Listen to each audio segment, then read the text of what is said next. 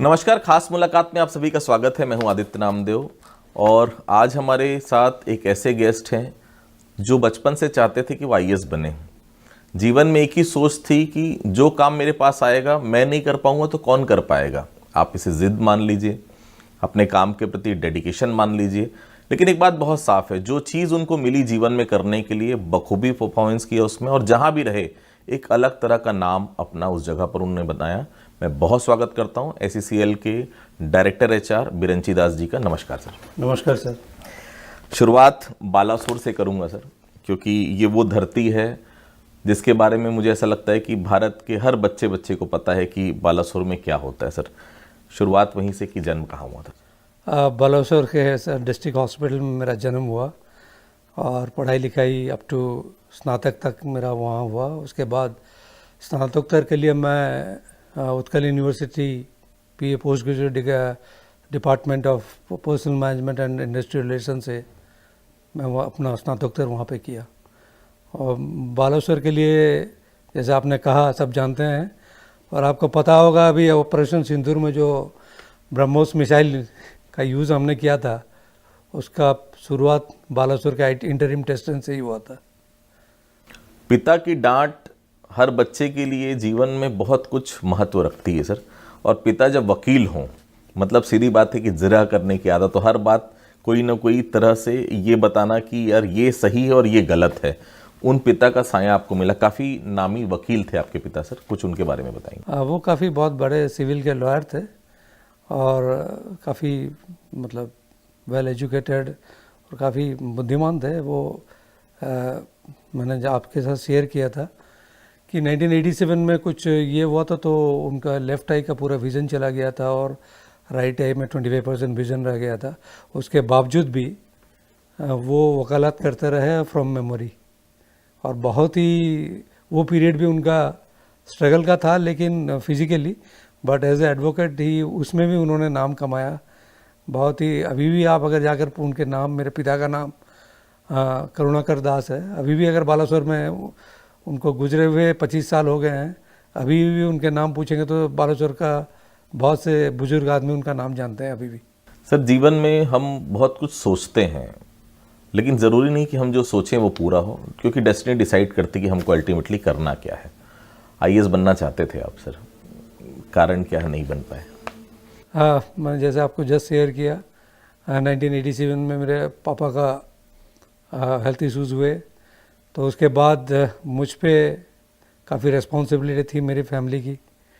तो being the only son, मेरे 3 छोटी बहनें थी, तो आई डिसाइडेड कि मुझे मैनेजमेंट करके जितना जल्दी नौकरी करना है। तो फिर रेस्ट इज़ हिस्ट्री। जिम्मेदारी बड़ी चीज़ होती है सर, परिवार की जिम्मेदारी, क्योंकि पिता की तबीयत खराब होने के बाद या एक ऐसा पिलर घर का, जब उस पिलर में कोई दिक्कत है तो आपको थामना पड़ता है घर को। 3 बिटिया मतलब बहनें थी सर आपकी, तो उस समय मन में ये आया कि आईएएस नहीं कर पा रहा हूँ, क्या कर पाऊँगा? क्या कश्मकश थी मन में? नहीं, मैं आई नेवर लुक बैक। जो हम लोग टू बी बेसिकली ऑनेस्ट, हम लोग महाप्रभु जगन्नाथ के धाम से आते हैं, जो महाप्रभु चाहते हैं वही होता है। I never look back. ये पर्सनल डिपार्टमेंट में आने, क्योंकि मैंने जितना आपके बारे में आपसे बात की सर कि ग्रेजुएशन आपका केमिस्ट्री से हुआ था सर, और उसके बाद पीजी जो है वो पर्सनल मैनेजमेंट और एंडआईआर में हुआ आपका सर। तो ग्रेजुएशन के बाद सब्जेक्ट चेंज करने का कुछ खास कारण? जैसे मैंने आपको बताया, I was a very good cricketer also. Balasore में जन्म होने के कारण मैं ऑनेस्टली बताता हूँ कि I was a talented cricketer, लेकिन उतने स्कोप नहीं मिल रहे थे। और फिर जब ये हादसा हुआ हमारे परिवार में, तब मैं सोचा कि तब हमारे बुजुर्ग भी थे, तो उन्होंने बताया कि इधर बैंकिंग सर्विस कर लो या फिर कोई मैनेजमेंट का उत्कल यूनिवर्सिटी से कर लो। एंड उत्कल यूनिवर्सिटी में मैनेजमेंट का एंट्रेंस देकर टॉप करना, मेरा 2nd या 3rd पोजीशन था मेरिट लिस्ट में, वो भी एक मिरेकल ही था। भगवान जो चाहता, महाप्रभु जगन्नाथ जो चाहते हैं वही होता है। और आज अगर आपको वो इंसिडेंट में बताऊं कि मैंने कैसे वो एग्ज़ाम दिया था और आज मैं यहाँ पर पहुँचा हूँ, इट इज़ डेस्टिनी ऑलवेज। वो तो पहले से तय है कि आप कहाँ पहुँचने वाले हैं, और ये महाप्रभु जगन्नाथ की आशीर्वाद है हम यहाँ पहुँचे। जून 1994 में कोल इंडिया आपने ज्वाइन किया था। चूँकि क्रिकेटर रहे हैं सर, अब तो 2020 का ज़माना है, हर बॉल में छक्के मारने पड़ते हैं, हर बॉल में चौका मारना पड़ता है। 30 साल लंबा समय महानदी कोल फील्ड में, और मैंने सुना कि वहाँ भी केवल अपने परफॉर्मेंस के नाम से बिरंची दास जी जाने जाते थे, और आज भी लोग उनका नाम वहाँ लेते हैं। वहाँ से आने के बाद पता नहीं कितने लोग आपके पद में थे जो बदल गए। उन 30 साल को किस तरह से देखते हैं सर? तो इनिशियली मेरे पास अगर सबसे मेरा बड़ा अगर आप क्वालिटी समझे तो मेरे पास पेशेंस काफ़ी है। हो सकता है कि मैं उस समय बच्चों में वैसे होता था, लिमिटेड ओवर्स क्रिकेट हम खेलते थे, लेकिन मैं टेस्ट क्रिकेट को पसंद करता हूँ, और उसी तरह मेरे पास पेशेंस काफ़ी है लॉन्ग इनिंग्स खेलने का। तो मैं डे वन से जब ज्वाइन किया तभी से मेरा था कि मैं निदेशक पद पर बनूं किसी भी, ये 7 कंपनी हमारे है, तो उसके लिए मैंने पहले दिन से शुरुआत किया मेहनत। और मैं कोई भी चीज़ को, कोई भी मेरे जो सीनियर से कोई भी चीज़ देते हैं, मैं उसको बीड़ा उठाने के लिए तैयार रहता था। कोई भी काम से मैंने कभी मुंह नहीं मोड़ा। अगर आप ये भी अगर पता लगाएं वहाँ जाकर, मैं सवेरे 9 बजे आता था ऑफिस और रात को 9:30 बजे 10 बजे मैं वापस जाता था। हो सकता है कि पीपल में से दैट मैं I am a workaholic, but ऐसा नहीं होता है।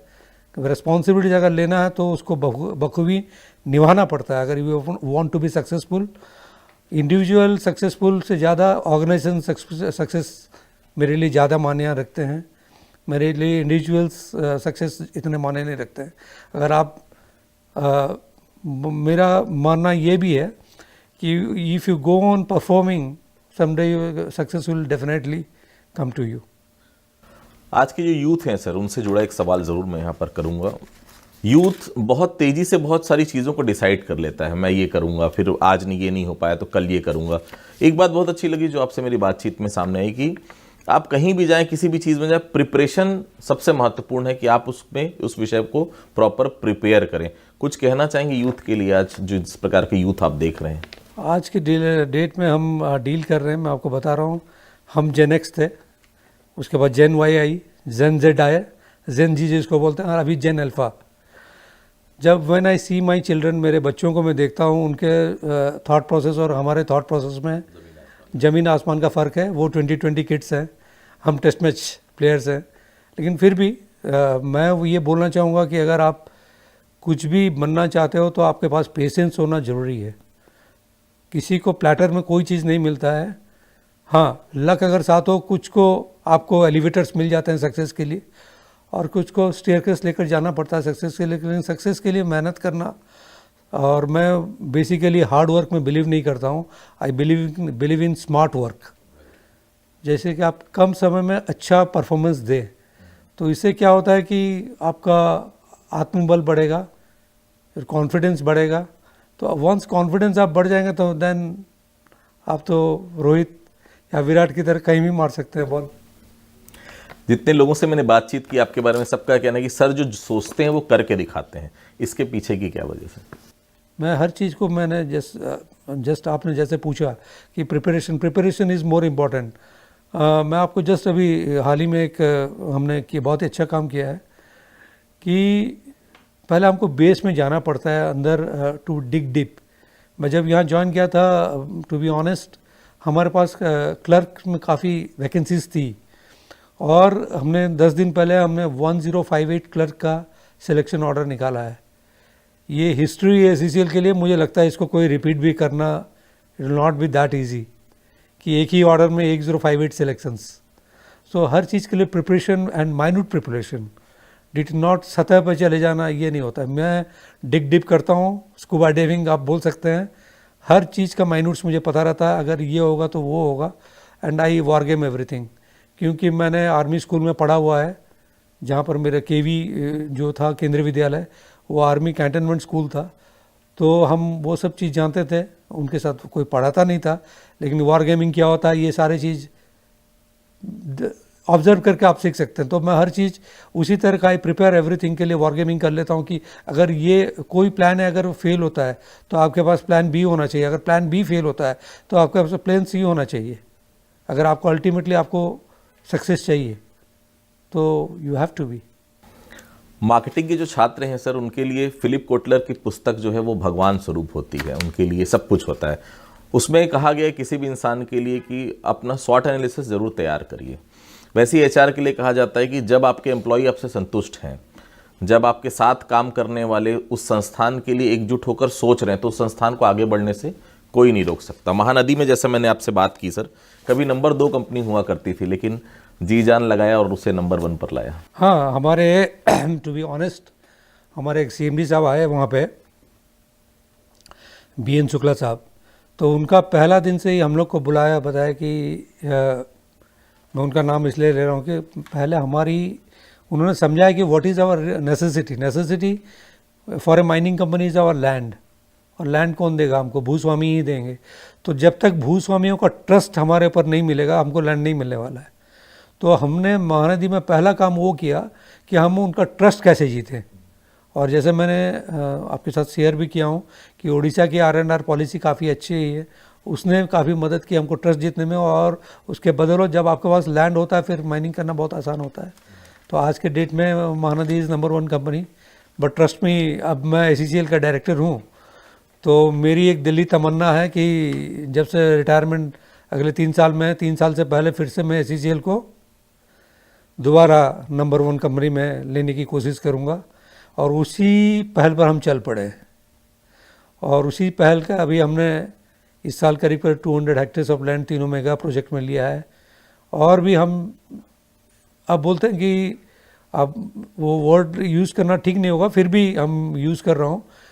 We are going for very aggressive land acquisition with सबका साथ, सबका विकास, सबका प्रयास, सबका विश्वास।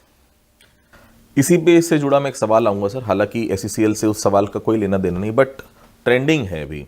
तमनार में एक बड़ी घटना हुई, रायगढ़ के तमनार में, जहाँ जिंदल के लिए अधिग्रहण के चलते वहाँ काफ़ी डिस्प्यूट हुआ, TI SDOP गाड़ी जला दी गई, उनको मारपीट की गई।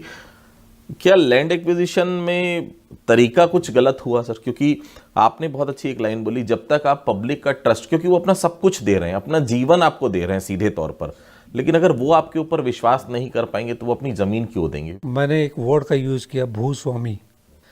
आपको एक पेडेस्टल में रखना पड़ेगा उनको, आपको उनका, वी आर पब्लिक सर्वेंट, सरकारी नौकरी करते हैं हम पब्लिक के नौकर हैं, हम मालिक ना बने, मालिक वो हैं। क्या बात है सर। CSR के बारे में ज़रूर जानना चाहूँगा सर, क्योंकि CSR एक्टिविटी कई इंडस्ट्री की हम सुनते हैं सर, लेकिन लोग संतुष्ट नहीं रहते। कई जगहों पे हम देखते हैं कि अलग अलग इंडस्ट्री आती है, बहुत सारे वादे होते हैं। ACCL का क्या इसको लेकर सोच है सर? क्योंकि थोड़ी देर पहले आपसे बात हुई, आपने कहा कि मैंने एक बार में 200 करोड़ रुपए जारी करवाया, अलग अलग टेन्योर पे जी। तो ये कितना ज़रूरी आप मानते हैं? क्योंकि CSR एक्टिविटी दिखावे की नहीं होनी चाहिए। CSR एक्टिविटी का मतलब साफ है कि जहाँ पर वो इंडस्ट्री है, जहाँ पर खनन हो रहा है, उसके आसपास के लोगों को वो सब सुविधाएं मिलनी चाहिए जिसके लिए उनसे वादा किया गया। हमारी जो CSR में हमारा पहला मोटो है, हमारे जो 13 डिस्ट्रिक्ट्स हैं, 10 छत्तीसगढ़ में, 3 मध्य प्रदेश में, उसके इर्द गिर्द जो भी पैप्स रहते हैं उनके बच्चों के लिए अभी हमने एक सुश्रुत हमारा फ्लैगशिप प्रोजेक्ट चल रहा है, जिसमें हम उसी बच्चों को सिलेक्ट करते हैं, 40 बच्चों को सिलेक्ट करते हैं, उसको नीट की ट्रेनिंग देते हैं। और आपको मैं बता दूं, एक बच्ची का आप बाइट्स भी देख लीजिएगा, उनके घर में शायद 2 वक्त की रोटी नहीं है, लेकिन वो आज डॉक्टरी पढ़ रही है ACCL के चलते। हम माध्यम बन है। ACCL की धड़कन बोलकर एक दूसरी प्रोजेक्ट है, जिसमें जो नन्हे से बच्चे कॉन्जेनिटल हार्ट डिजीज़ से सफ़र कर रहे हैं, उनको भी हम लोग फ्री ट्रीटमेंट करा रहे हैं, उनकी सर्जरी करा रहे हैं। और आज तक हमने करीब करीब 160 बच्चों का फ्री सर्जरी विद सत्य साई संजीवनी हॉस्पिटल रायपुर के साथ करवाया है। तीसरा, हमने एक प्रोजेक्ट लिया है अप्रैल ट्रेनिंग डेवलपमेंट सेंटर दिल्ली के साथ, गुड़गांव के साथ, जिसमें हम बच्चों को सिलेक्ट करते हैं। उनका एक छिंदवाड़ा सेंटर है, 40 बच्चियों को हमने लिया था, बच्चियों को, जिनको हम डिज़ाइनिंग अप्रैल डिज़ाइन में। और आज जानते हैं कि जब तक आदमी रहेगा, मन तो उत्सुक रहता है कि नए नए कपड़े पहने, डिज़ाइनिंग। और वो बच्चे जब 1 साल बाद वो डिज़ाइनिंग करना शुरू करेंगे, जब ट्रेनिंग उनकी हो जाएगी, तो उनके बड़े बड़े कंपनियां तुरंत ले जाएंगी जो छिंदवाड़ा में पढ़ रहे हैं। उसके साथ साथ 3 और सेंटर्स भी हम लोग खोल रहे हैं, गेवरा में एक, देन बिश्रामपुर में एक, और एक सुहागपुर में एक शायद। तो ये तीनों सेंटर में भी हम 100 बच्चों को टेलरिंग के अभी अपरेल ट्रेनिंग सिखाएंगे, लेकिन वो डिप्लोमा कोर्स है छिंदवाड़ा वाला। और ये आप सोच सकते हैं कि वी आर गिविंग एम्प्लॉयमेंट। उसी तरह सीपेट में हम बच्चों को ले रहे हैं, और सीपेट में प्लास्टिक इंजीनियरिंग की टेक्नोलॉजी में बच्चों को पहले तो अभी ये 6 मंथ्स का कोर्स होता था, इस साल से हम लोग डिप्लोमा कोर्स ले रहे हैं। तो मैंने जब उनकी डायरेक्टर आलोक साहू से बात किया, मैंने डिप्लोमा कोर्स में उनकी ज़्यादा आय होगी, आफ्टर तुरंत नौकरी मिल जाता है। तो ये सब ऑन दी जॉब कोर्सेज हैं, और इससे बच्चों को तुरंत आमदनी का जरिया मिल जाता है एंड एक सेटल लाइफ। तो इससे हम खुशियाँ फैला रहे हैं। मैं आशा करता हूँ कि और भी खुशियाँ फैलाएं। ये CSR को लेकर लॉन्ग टर्म सोशल इम्पैक्ट प्रभाव कैसे उत्पन्न किया जा सकता है? मैं आपको बताना चाहूँगा, अगर आप कहीं भी करें, दिल से करें। CSR दिमाग से जुड़ना नहीं चाहिए, CSR दिल से आना चाहिए। कोई भी प्रोजेक्ट आप करना चाहते हैं उसको तो 10 बार सोचें। जैसे मैं आपको बता रहा हूँ, और भी इन 3 प्रोजेक्ट के अलावा हर गवर्नमेंट स्कूल्स में कुछ करीब 280 गवर्नमेंट स्कूल्स में भी शायद कोरबा में हमने, या फिर जमुना कोतमा एरिया में हमने HCL के साथ स्मार्ट क्लासेस लगवाए हैं। देन बच्चियों के लिए सैनिटरी पैड, वेंडिंग मशीन्स लगवाए हैं विथ इंसिनेटर्स। ये लॉन्ग रन में, मतलब it is a healthy growth. Long run में हर कोई सीखेगा कि क्या अच्छा है, क्या बुरा है। एंड अगेन हमारा पूरा फोकस है कि कैसे हम अपने प्रोजेक्टेड अफेक्टेड डिस्ट्रिक्ट में बच्चों और उनके जो पैप्स हैं उनका उत्थान करें। साथ ही अभी हाल ही में गवर्नमेंट ऑफ इंडिया ने SCCL के लिए Korba and Mahasamund district of Chhattisgarh को एस्पिरेशनल डिस्ट्रिक्ट बनाया है। पिछले साल विदिशा डिस्ट्रिक्ट ऑफ मध्य प्रदेश को बनाया था हमने, उसके लिए 30 करोड़ का सैंक्शन दिया है for sickle cell anaemia and malnutrition eradication के लिए। इसी तरह से कोरबा में TB एंड सिकल सेल का है, और महासमुंद में सिकल सेल का है। तो हम अभी जस्ट आया है वो प्रपोजल्स कि इनको कीजिए, और हम वो कर रहे हैं। तो हमारी प्राथमिकता है कि छत्तीसगढ़ और मध्य प्रदेश में जहाँ पर हमारे काम चल रहे हैं वहीं पे, और क्योंकि ये वहाँ का डिस्ट्रिक्ट का पैप्स हो, जनरल पब्लिक हो, स्टेक होल्डर्स हो, शेयर होल्डर्स हो, सबका ख्याल रखना। महिलाओं के लिए ज़रूर मैं बात करना चाहूँगा सर, क्योंकि आधी आबादी का ध्यान रखना बहुत ज़रूरी है। महिलाओं को लीडरशिप क्वालिटी देने के लिए और उनको आगे बढ़ाने के लिए, उनके स्किल डेवलपमेंट के लिए, तमाम चीज़ों के लिए क्या काम है CCL? अभी जो मैंने आपको बताया अपरेल ट्रेनिंग डिज़ाइनिंग सेंटर से जो हम कर रहे हैं छिंदवाड़ा में, they are all female maximum. अभी ACCL ने जुलाई मंथ में first women powered leadership development करने के लिए first women powered Vasant Vihar dispensary को फर्स्ट बनाया है। किसी भी सब्सिडरी का फर्स्ट वो वुमेन पावर्ड डिस्पेंसरी था। दूसरा, हमने कोरबा का सेंट्रल वर्कशॉप कोरबा का जो रीजनल स्टोर है उसको भी वुमेन पावर्ड, कोई भी मेल एम्प्लॉय नहीं है, सारे वुमेन एम्प्लॉय हैं, ऑफिसर से लेकर स्टाफ तक सब वुमेन एम्प्लॉय हैं, दे आर पावरिंग दैट। हमारा पहला है कि हमारा लक्ष्य है कि वुमेन पावर, नारी शक्ति, और नारी शक्ति हमारा आगे का जो ये है कि हम ऑपरेशन में भी एक वुमेन पावर को ट्रेन करके लाएंगे ताकि वो डंपर, डोजर, ग्रेडर सब कुछ चला सके। तो नारी सशक्तिकरण हमारा मुख्य मुद्दा है, और इसके लिए ACCL को नवंबर 1 तारीख को कोल इंडिया ने पुरस्कृत किया for best subsidy in women empowerment. ये कोल इंडिया में पर्सनल से ह्यूमन रिसोर्स की और परिवर्तन में लंबे समय से चर्चा हो रही है सर, क्या कुछ? ये पिछले साल हुआ, इसी साल ही हुआ, नॉट पिछले साल। वो काफ़ी देर पर्सनल कार्मिक जो वो काफ़ी पुराना कॉन्सेप्ट था, अभी मानव संसाधन उसको बनाया गया। मानव को हम नॉट ओनली संसाधन के रूप में, रिसोर्स के रूप में नहीं देखते, उसको ह्यूमन कैपिटल, मानव एक कैपिटल है। जिस तरह आपको पैसा चाहिए रोजगार, किसी फैक्ट्रीज, माइंस को चलाने के लिए एक इंसान को हम कैपिटल मानते हैं, ह्यूमन इज़ ए कैपिटल, तो उसको उसी तरह से रखना पड़ेगा। मानव जो ह्यूमन है उसके बहुत सारे इमोशंस है, EQs हैं, उसको आपका ख्याल रखना पड़ेगा टू गेट देयर ऑप्टिमम।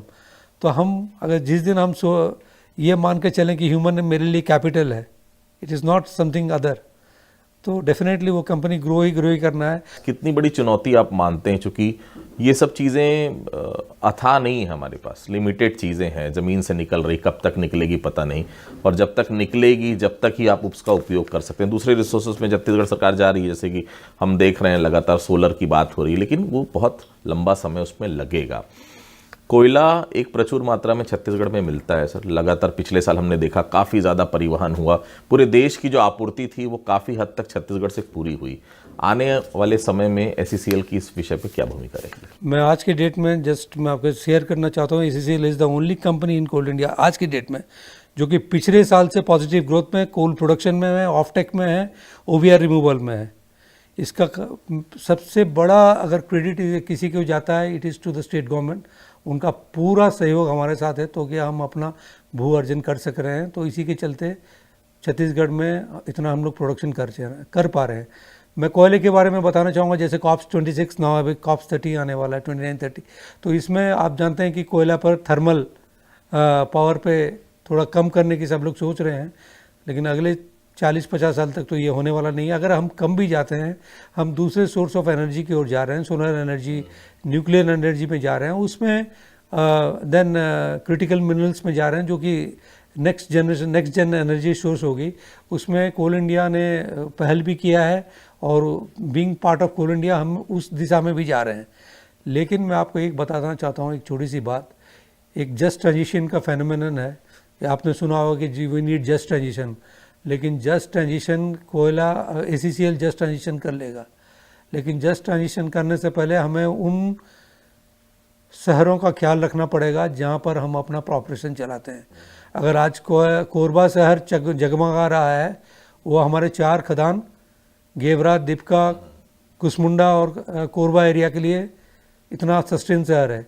मैं जस्ट ट्रांजिशन के एक कॉन्क्लेव में गोवा में गया था, मैं एक पैनल था, मेरे साइड में एक पत्रकार थे, वो असम से थे। तो जब मैंने बताया कि ये 40 साल तक तो हम अपना कोयला लेंगे, लेकिन तब उन्होंने बताया कि मार्गेरिटा हमारा एक टाउन होता था कोल इंडिया का, जहाँ पर प्रोडक्शन होता था, और वहाँ पर जब कोल इंडिया ने अपना ऑपरेशन बंद कर दिया तो पत्रकार साहब ने बताया कि वो मार्गेरिटा टाउन एक गोस्ट टाउन बन गया। तो हम जस्ट ट्रांजिशन करने से पहले हमें इंश्योर करना पड़ेगा कि livelihood, sustainability for each and every person who stake और शेयर होल्डर जो कि कोल इकोसिस्टम पर डिपेंड करते हैं। ये दूसरा इकोसिस्टम लाने से पहले हमको उतना सुदृढ़ और इससे अच्छा इकोसिस्टम लाना पड़ेगा ताकि सबका साथ और सबका विकास हो। आखिरी सवाल सर मेरा, SCCL को कहाँ तक लेके जाना चाहते हैं बिरंची दास साहब? SCCL का as a from production as a मैं डायरेक्टर हूँ यहाँ का, तो मेरा पहला काम 2-3 मेरे प्रायोरिटी एरिया है। पहला है कि I want to take this company to again the number 1 company of Coal India. आपको मैं हर्ष के साथ बताना चाहूँगा, गेवरा इज़ द वर्ल्ड का लार्जेस्ट सेकेंड माइन है, योमिंग माइन USA का नंबर 1 है। गेवरा छत्तीसगढ़ की धरती की शान है, नंबर 2 माइन है। देन इन CSR में मैंने फिर से जैसे आपको बता रहा हूँ, CSR से हम इतना अच्छा काम करेंगे कि वो आम जनता के साथ साथ जितना शेयर होल्डर हों, स्टेक होल्डर हों, उनका विश्वास हम जीत पाएँ। ये जीतने से हमारी SCCL के लिए काफ़ी अच्छा होगा आगे चलकर, और वो सोचें कि हम साथ साथ मिलकर हम साथ साथ हैं। तीसरी है कि मेरा अपना जो डिसिप्लिन है ह्यूमन रिसोर्स को हम वेरी स्ट्रॉन्ग करेंगे इधर। Training and development will be A part. जैसे मैंने आपको बताया कि AI has come, ChatGPT, Gemini AI आ गए हैं, लेकिन इससे डरना नहीं है, वो उनका फ़ायदा लेना है हमको। किसी की नौकरी जाने नहीं वाली है ChatGPT से, Gemini AI से। Human brain is much more powerful than what the machines are, लेकिन उनका फ़ायदा ले सकते हैं। और स्मार्ट वर्क में हम बिलीव करते हैं। तो अगला मेरा पहल होगा कि मेरे जितने भी एग्जीक्यूटिव्स हो, नॉन एग्जीक्यूटिव्स हो, उनको AI का इस्तेमाल करके जो काम हम 4 घंटे में करते हैं, अगर वो AI से यूज़ से 1 घंटे में हो जाता है तो वो 3 घंटा तो रेस्ट के लिए मिलेगा ना भाई, और काम भी स्मार्ट वर्क होगा। तो ये सारे पहल हैं, ह्यूमन रिसोर्स को पहले डेवलप करना, स्ट्रॉन्ग करना, एक बुनियाद फाउंडेशन खड़ी करना, ताकि they will be ready for future challenges. और मेरा चौथा एक पॉइंट है, I want to develop a core group of cross functional executives.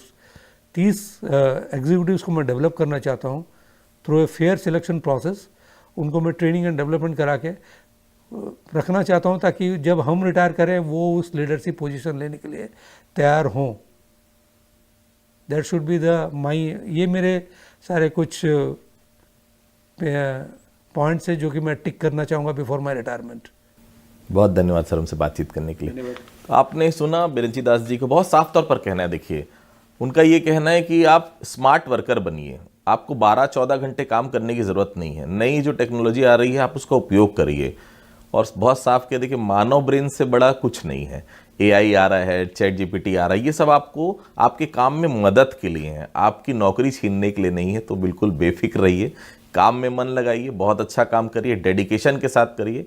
और सबसे बड़ी बात है, जिस काम को आप कर रहे हैं उसमें अपना 100% दीजिए। खास मुलाकात में इतना ही। अगली बार फिर किसी शख्सियत से आपकी मुलाकात करेंगे, तब तक के लिए बहुत बहुत धन्यवाद।